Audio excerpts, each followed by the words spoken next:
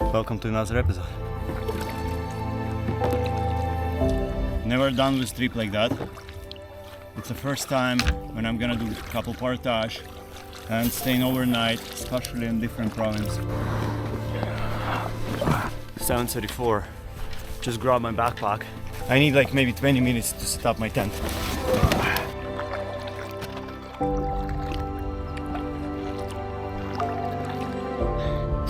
Last lake, Sapphire Lake, and then my campground over there. It's too dark already. No, but I made it. It's already now, but still it must work. What a beautiful day. There you go, guys. The rain is start. I'm gotta make a break for now. Woohoo!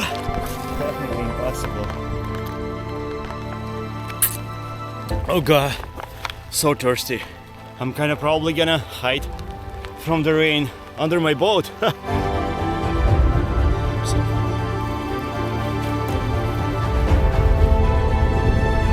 weather gonna be worse. I need to rush. Moving forward. I'm not gonna stop. Look at that. Never been this one. For now, I'm just gonna move away from here, just on my way, and then find spot where I can fish for the big fish.